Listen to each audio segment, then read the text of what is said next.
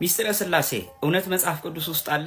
አንድ ምንም መጽሐፍ ቅዱስን የማያውቅ ሰው ነገር ግን ሚስጥረ ሥላሴን በመጽሐፍ ቅዱስ ብቻ መማር ቢፈልግ በኦሪት ዘፍጥረት ከምዕራፍ 1 እስከ ምዕራፍ 18 ባሉት ምዕራፎች ብቻ በዋና በአምስት ጥቅሶች ብቻ መረዳት ይችላል። ተከተሉኝ። ለምሳሌ አንድ ሰው ገና መጽሐፍ ቅዱስ ሲገልጠው ምዕራፍ 1 ከቁጥር 26 ላይ እንዲህ የሚል ቃል ተጽፎ እናገኛለን። እግዚአብሔርም አለ ሰውን በመልካችን እንደ ምሳሌያችን እንፍጠር አለ ይላል። አሁን እቺን ቃል ምንም አይነት ማብራሪያና ሚስጥር የማያውቅ ለመጽሐፍ ቅዱስ አዲስ የሆነ ሰው ቢመጣ በእነዚህ ብቻ ሚስጥረ ሥላሴን ተከትሎ መረዳት ይችላል። እንዴት? እግዚአብሔርም አለ ሲል ነጠላ ንግግር ነው። ቀጠለና ደግሞ ምን አለ?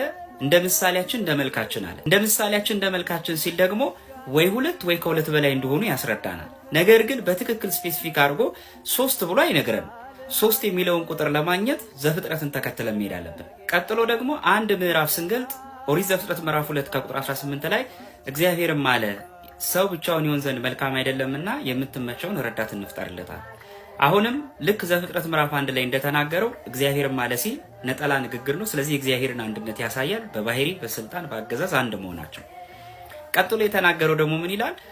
ሰው ብቻውን ይሆን ዘንድ መልካም አይደለም፣ የምትመቸው ረዳት እንፍጠርለታል። ስለዚህ እንፍጠርለት የምትለው ንግግር አሁንም ቅድም እንደተናገረው የሆነ በብዛህነት ያሉ ሁለት ወይም ከሁለት በላይ የሆኑ አካላት እንዳሉ ኢንዲኬት እያደረገ ነው። አሁንም ግን 3 ሚሊዮን አላገኘንም። አሁንም የተወሰነ ምዕራፍ ደግሞ ገለጥና ግና ምዕራፍ 3 ላይ ስንሄድ ኦሪት ዘፍጥረት ምዕራፍ 3 ከቁጥር 22 ላይ እንዲህ የሚል ቃል ተጽፏል። አዳም መልካምና ክፉን ለማወቅ ከኛ እንዳንዱ ሆነ ይላል። አሁን በደንብ አስተውሉ።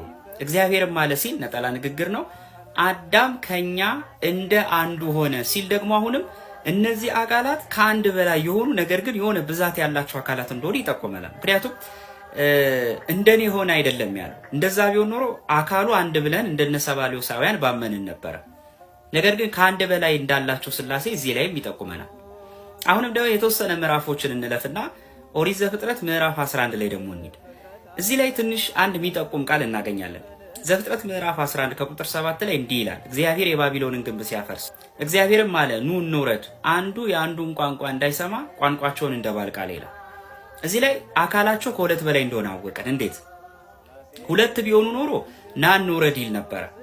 ስለዚህ ኑ እንውረድ ሲል ከተናጋሪው ውጪ ያሉ ሁለት ወይ ከዛ በላይ የሆኑ አካላት እንዳሉ አስረዳ። ስለዚህ እዚህ ላይ አካላቸው አሁን ደግሞ ከሁለት በላይ ሁለት እንዳሉና እርግጠኛ ሆነ። አሁን ታዲያ የሥላሴ ሶስት የሆነውን አካል ሙሴ የቱ ጋር ነው የሚነግረን ከተባለ ምዕራፍ 18 ላይ ስንደርስ አብርሃምም በመምሪያ አድባር ዛፍ ስር ተቀምጦ ሳለ በቀትር ሰዓት ላይ እግዚአብሔርም ለአብርሃም በመምሪያ አድባር ዛፍ ስር ተገለጠለት።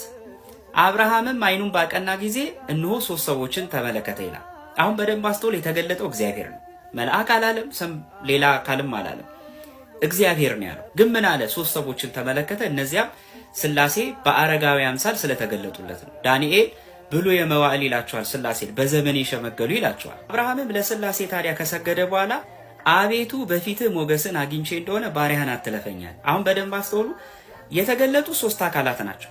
ነገር ግን አቤቱ ባሪያህን አትለፈኛል። እስካሁን ከዘፍጥረት ምዕራፍ 1 ጀምሮ ያየነው የሥላሴ አካል አሁን ገሃድ ሆኖ ተገለጠ። በማን ቤት? በአብርሃም ቤት። ስለዚህ ከሁለት በላይ ነበረ ያልናቸው ሥላሴ ለካ በአካል 3 እንደሆኑ በዚህ ያወቅ።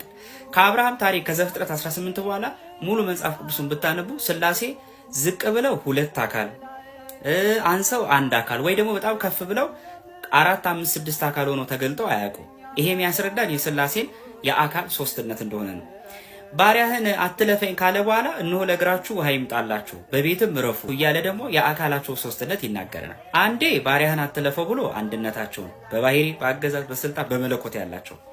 ቀጥሎ ደግሞ ምን አለ? እዛው ላይ ደግሞ አያይዞ በቤትም እረፉ አለ። አያችሁ፣ እረፉ፣ ግቡ፣ ብሉ፣ ጠጡ የሚለው ቋንቋ ላይ ደግሞ የአካል 3ነታቸውን ዲፋይን አድርጎ ነግሮናል። ስለዚህ አብርሃም ይህን ተረዳና ይላል ዘፍጥረት 18 ላይ ለሚስቱ እንዲህ ብሎ አዘዛት፣ 3 መሰለቂያ ወይም መስፈሪያ ዱቄት አዘጋጂ፣ ከዛ ያንን በአንድ ለውሰሽ ጋግሪው አላት። ከ3 መስፈሪያ አዘጋጂ ከማለት ይልቅ 3 እንግዶች መጥተዋል የሚበቃ ያህል ምግብ አዘጋጂ ማለት ይችል ነበር።